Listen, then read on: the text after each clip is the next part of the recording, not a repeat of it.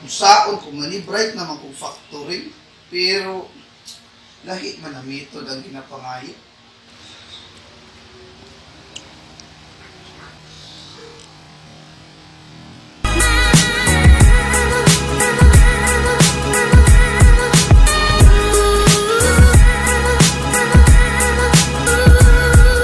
What's up mga ka-ML? Maayong adlaw na po sa inyo ha. Kumusta? Naanapunta sa atong bagong session sa Math Learning with Sir Ash. Ako yung teacher sa Math, si Sir Ash. Kung karon lahi na po na topic ang atong i-discuss. Kini ang ginatawag nato na musulbat sa limitation sa atong i-discuss last time about sa factoring. So karon na ay mga equation sa quadratic na dili matubag or dili ma-solve gamit ang factoring. So, kani siya na method na kung itudlo sa inyo, masulbad niya tanan, matubag niya tanan. So, ang pangutana, unsa to na topic, mauni siya. Klaro kayo, completing the square. So, karon magsugod ta. Alright, solving quadratic equations by completing the square. Now, para ani na topic, atong objectives kay... Alright, solve quadratic equations by completing the square. Well, unsa ang completing the square? Well, sa upat ka methods na i-discuss or i-introduce sa mga libro sa mathematics about solving quadratic equations, ang completing the square ang mura considered as the challenging method because number one, mura na siya kung sa pagluto pa. Kung ikaw nagaprito lang ka, mura na siya o factoring. Kung ikaw nagabutang ka o kanang lamas din kung palasa, mura na siya o kanang quadratic formula. Pero kung daghang Ricardo, so mura kag apritada or kanang caldereta na daghang ingredients, mo na ni siya ang completing the square. But ingon pa gani nila, whatever it takes, as much as possible para makabalot sa tanan paraan o deduce na to tanan method, dapat makabalot unsa ang mga complicated, challenging, basta considered siya as a solution ato ng tun-an. Pero pag since this is ML with Sir Ash, himuna to ng sayon para sa inyo ha. Okay, so good ta og isa ka equation. Now, kani ako ipakita na equation sa inyo ha.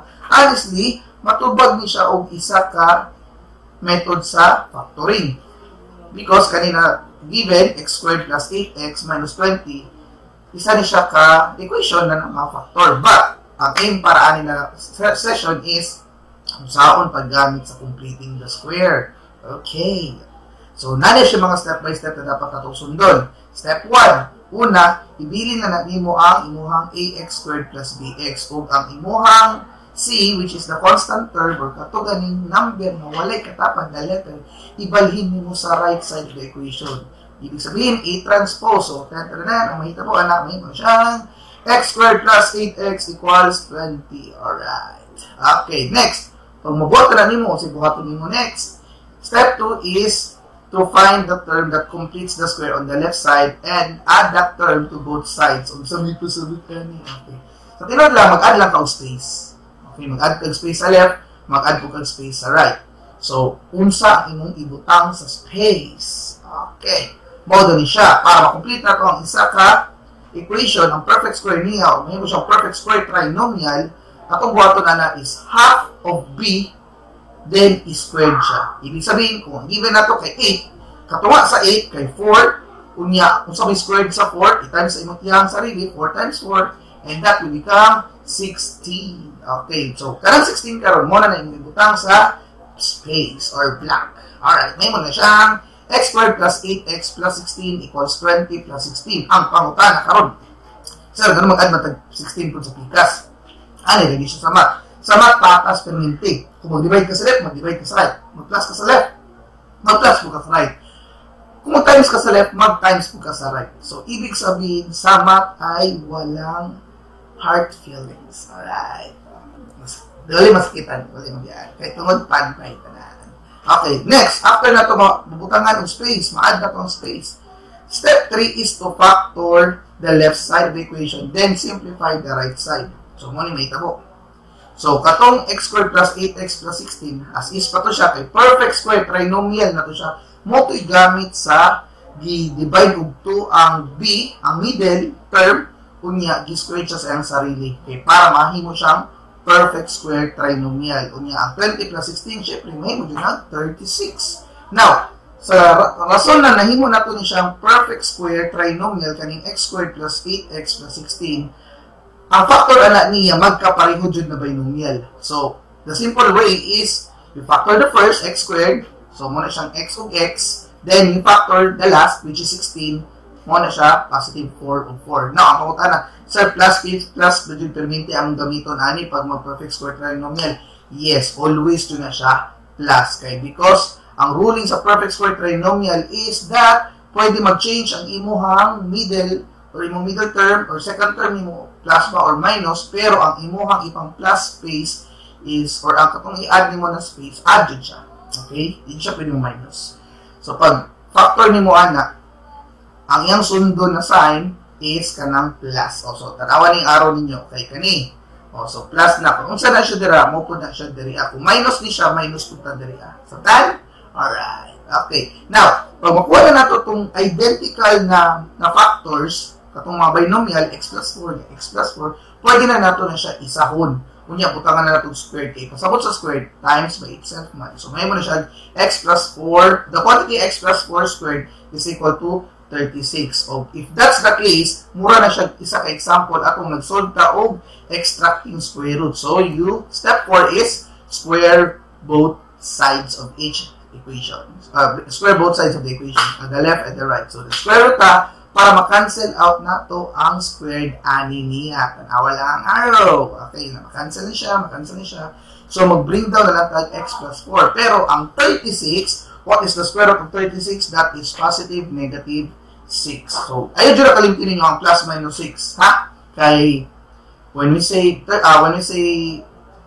square root of a number, there is always the positive and the negative side of that value. Pero, that is only applicable for positive numbers. Kung negative na siya, di na siya ma-solve. Kaya kung muna itistingan sa calculator ng square root of a negative number, ang gawa sa syntax error.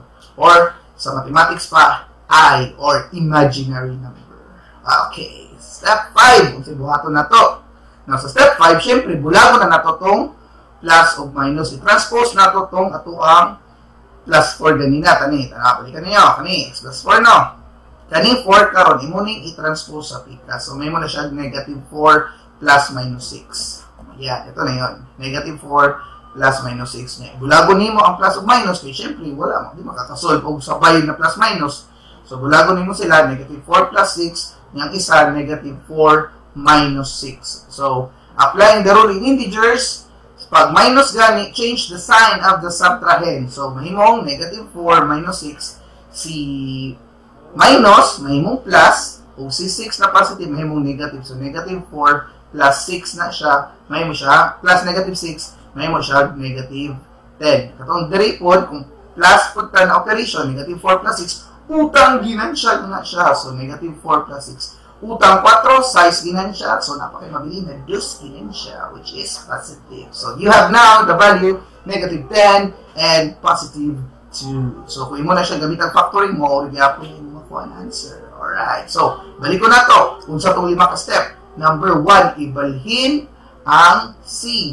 Then, after that, mag-add of space para himuon ang perfect square trinomial. Para makuha na to ang perfect square trinomial at ang buhaton kay i-divide na to ang b og 2, then i-squared na to ang answer ato niya ug mo to atong ibutang sa mga space. After that, i-simplify na to, i-factor na to ang left side, kunya i-simplify na to ang right side. Then after that, number 5 is i-square root na to ang each side of the equation, and then makuha na to ang answer, pero dili pa kayo buo, so i-transpose na to tong isa ka side sa binomial o i-simplify na ang mga like terms. Alright. Okay.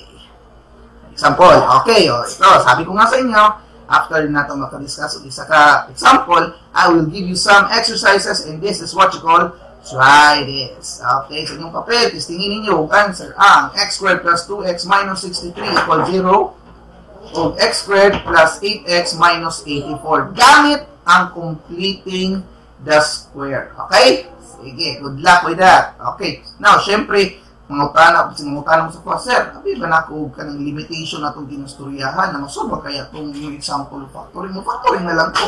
Oo nga, pero kaning number 2, medyo kani siya ang challenging. Alright, okay. Example number 2.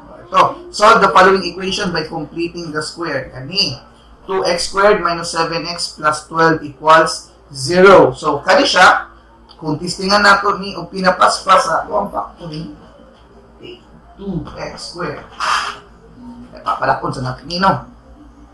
2x squared minus 7x plus 12. 2x squared minus 7x plus 12 equals 0. So, kung tanaw na ito ni, times na ito ni siya, may mo siya 24x squared, that is positive, tama? And, so, syempre, kay negative man siya, so mag-negative na dito consider.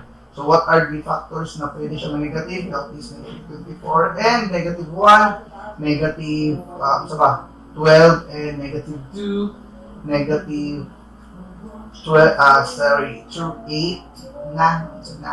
and negative 3, and then negative 6 and negative 4. So, ba, napabilain. Wala na yata. Okay. Nga negative ta na akong gina-consider karon. Siyempre, kay negative man ang atong middle term. So, para pag i-plus nato sila, ang mugawas dapat ang middle term. However, pag i-plus nato ang utang-utang, may mulig negative 25. Utang-utang, may mulig negative 14. Utang-utang, may mulig negative 11. Kami, utang-utang, may mulig negative 10. Nge, ang pangutana na batay nakuha na negative 7, wala. Alright, so dili ni siya masolve gamit ang factoring. So, ito yung sinasabi ko na limitation ng factoring na dili niya kaya isolve ang isa ka quadratic equation, labi na pag dili siya ma-factor. So, sound na ito na gamit ang completing the square. Alright, so bilis ko gamay. Sige, totoo na lang. Okay, so ang tirada ni karon is number 1, mo gyapon step 1 ibalhin nato ang C. So mahimo siyang okay, yun. So ang 2x squared minus 7x pabilin, pero ang plus 12 mahimo nag negative 12. Right. Okay, sorry sa delay. Next. After na ito mabalhin, mag-add ka space, tama? Okay, pero ang problema ani karon sir, nag-add space, pero bubot lagi ni tanawon. Okay, now, ang ruling sa pag-add space is, before ka maka-add space, o mabutangan mo itong number sa space, dapat ang ato ang A is 1. So, unsa ng A? Ang A na to na given diri is positive 2 man. So, unsa na to pagkuha karon para mahimo ni siya 1. Ang buhaton na to is, we will divide the whole equation by 2. Okay? So, you divide the whole equation by 2. So, therefore, 2x squared divided by 2, negative 7x divided by 2, and syempre, dapat po na to ang nasa right side sa equation, which is negative 12 divided by 2. Okay? So, pag mag-divide ito karon kani, ma-cancel out. So, x squared na lang. Kani negative 12 divided by 2, negative 6. However, ang atong b karon is negative 7 over 2. Kaya di man ma-divide ang 7 sa 2, except kung mag-consider ka og decimal number. Hindi mo tayo magamit yung decimal number ani na level because it's one of those rules. Alright. Okay. So, after na ito makuha ang b na ito karon na bago, negative 7 over 2, kung saan na ito karon pagkuha sa itong number na ibutang sa space. So, syempre, mo gyapon ang ruling. I-half na ito itong b, and then, ikwao na ito ang squared. So, when we get the half of a fraction, ang atong tiradaan na is, i-times lang na siya 1/2. So, nahito, ingani. Alright. 1/2 times 7 over 2 is equal to 7 over 4. Then, i-squared na nimo ng 7 over 4, meaning i-times na yung sarili. So, may mo siya 7 over 4 squared. That will become 49 over 16. So, ito become, mo na ni karon ang ato ibutang sa space. X squared minus 7 over 2x plus 49 over 16 is equal to negative 6 plus 49 over 16. Alright. Okay, kuha. Pero di pa na mga answer ha. Mo pa lang na siya ang perfect square trinomial niya. So, karon, syempre, ang atong buhaton na ni is i-factor na to ang left side and then ang right side atong i-simplify. Mo na ni siya karon ang challenges sa pag-factor of fraction o pag-add of fraction. Okay. Now, as you can see here, natadra x squared minus 7 over 2x plus 49 over 16. Unya, sa take aside is negative 6 plus 49 over 16. Mamanto atong i-add daw sa space. Karon, kaning perfect square trinomial na ni siya. Ang buhaton na to ani is we get the root of the x squared, muna siya x. Then we get the root of 49, muna siya 7. The root of 16, muna siya na 4. Then, di-follow na to ang sign minus. Then, gibutangan og squared kay ang factor ani man good kay mahimong x minus 7 over 4 times x minus 7 over 4, which is just the same as the quantity of x minus 7 over 4 squared. Pero sa pikas na side, ang negative 6 na whole number, tanawa, kani, negative 6 na whole number, ato siyang i-convert into a fraction na magkaroon o the same denominator ani, because as we all know, sa rulings of adding of fractions, if fractions are with the similar denominators, ibig sabihin gamitan nato siya LCD. And kabulot ka, tanan whole number nanay over 1. So what is the LCD of 1 and 16? Syempre 16. So karon, by using the rule of adding fractions, so si negative 6 karon nahimo ng negative 96 over 16. Ano to siya? Times lang ang 16 o ang negative 6. Mura lang na siya o butterfly method. Negative 6 times 16. Negative 96 over 16. Okay, karon, as you can see here, na natay pareho o denominator. So, pwede na nato i-minus ang negative 96 plus 49. So, mura kag may utang na lubintay size, unya nakiginan siya na 49, utangan gyapon ka o 47. Mo na siya mahimo ng negative 47 over 16. But, it's still not finish. Why? Because wala pa man nato na isolate ang atong value sa mga x. So therefore, mag-square root both sides sa gihapon ta. So step 4 is square root nato ang both sides o ang mahitabo makancel na ang squared sa square root. So bring down x minus 7, 4. And then ang square root sa negative 47 over 16 is negative, square root of negative 47. Pero ang diri kaning duha, kanilang si 16 ang may square root. So, bring down na siya ang 4. So, plus minus kaya punta. However, kani si negative 47, as what I told you earlier, walay square root ang negative value. So, copy na lang. So, ayaw pugsa. Kaya magdugo ang ilong. Yan. Alright. So, next is, after that, na tanggal na nato dari ang ato ang squared. So, pwede na nato i-transpose si negative 7 over 4 o mahimo na ni siyang positive 7 over 4 plus minus nga karon basi matingala mo sir unsa man ning I diri sir now naman ning I nga wala man negative diri. Well, as we all know about the rules in imaginary numbers, pag na kay negative square root or negative 1, square root of negative 1 or negative square root of negative number, that negative number represents an I, imaginary number.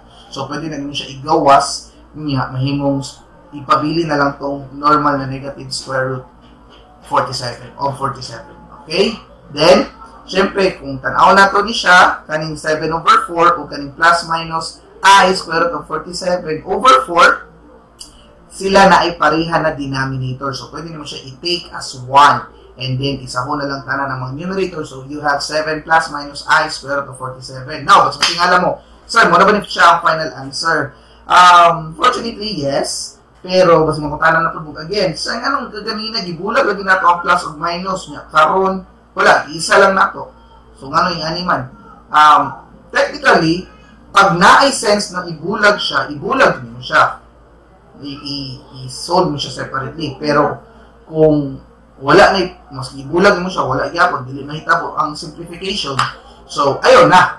Kaya, kabalamatan na, ang 7 plus minus or 7 plus I square root of 47 or 7 minus I square root of 47 all over 4, dili na sila ma-minus with each other ka ng mga numerator. Why? Because according to the rule of radicals, you cannot add a whole number by a radical expression. Or, an expression with a radical sign. Okay? So sa Bisaya na, ayaw pugsa ang dili pwede. Alright. So, I think I already discussed the two different topics. So, muna siya, try this na pod.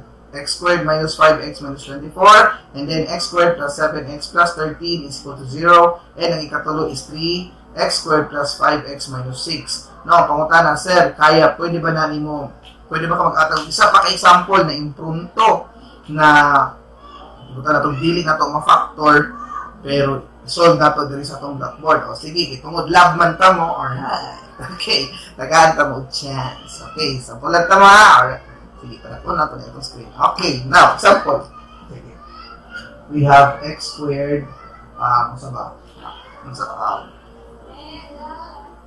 sige, plus 12x minus 10 is equal to 0. Okay. Now, kung tanaw na ito niya ito example, x squared plus 12x minus 10 equals 0. Ang negative 10, ato, syempre, mo dyan yung unang buhaton. Sir, kaya ba na po siya isolve gamit ang factor? Now, what are the factors of 10? Negative 10, positive 1. Di yun na ma-12. Positive 10, negative 1. Di po na ma-12. 10, 5 ug 2. Maski yung saan po na siya sign, mag-leg sign na. Di po na siya ma-12. So, klaro kayo, kanina example, di na siya ma-solve gamit ang factoring. So, kung saan natin siya mag-solve karon, completely. Alright. So, step 1, ibalhin na ito si C. So, may masyad x squared plus 12x equals positive 10. Nga naman, kay minus 10 minus positive 10 na siya diyan. Then, sir, nabutal yung space daan, syempre, para dali na lang. Shortcut na ito mga karada, no? Para mas madali na matuto. So, mag-add plus dira, mag-add to ta o plus dira. Now, unsa atong ibutang sa space? I told you earlier na waon lang nimo ang half sa B, then squared. So, pilamit ato nga ni 12. 6. 6 niya is squared. 6 times 6 is 36. Alright. So, 36. Then dito din, 36. So, this is now a perfect square trinomial. So, therefore, kapalo na ta, na kani siya, ang perfect root ana niya is x. Kani ang perfect root sa 36 kay 6. Ug ang kaning plus, ako lang sundo. Then, butangan ko na og square. Now, ang wato na to is, kani simplify. 10 plus 36, that is 46. Uy! Ilang sulat. Okay, kaya na. So, next is, yung mga buhatan na ni is, square the both sides. Step 4. Square both sides. Makancel ang square, makancel ang square root, makancel ang square. So, bring down x plus 6. Now, sa kanina, kung ipakita sa PowerPoint, naa siya is parenthesis. Naman siya parenthesis o wala, okay ra. Okay? Then, kani, pamutan na, napay square root ng 46. Wala. Wala yung square root ng 46. Kaya hindi siya perfect square. Ang pamutan na, pwede ba na ito siya i-break down ng 46? Let's try.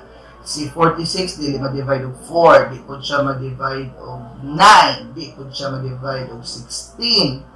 Samot, di siya ma-divide 25. So, therefore, wala siya perfect square. So, we just copy it. Plus minus square root of 46. Yan. Then, we solve for x. So, lipat natin ito. So, this will go x is equal to negative 6 plus minus square root of 46. Now, ang pangutana, sir, ako pa ba na siyang bulagon? I told you earlier na dili pwede i-add ang isa ka whole number or isa ka number na walay balay, walay radical sign sa isa ka number na may radical sign unless pareha sila already can. Pero di man sila pareha. So, therefore, that is your final answer. Alright. Negative 6 plus minus square root of 46. So, I hope that katuon mo na ang atong lesson karon, and if ever na pa mo medyo blurry pa sa inyong mga mind, you can always have the freedom to comment below, and I will do my best para tubago na siya inyong mga pangutana. And finally, please do not forget to subscribe and click the notification bell for more updates and new videos para ani ato ang session. This is me, Sir Ash, signing off. Thank you. Bye-bye.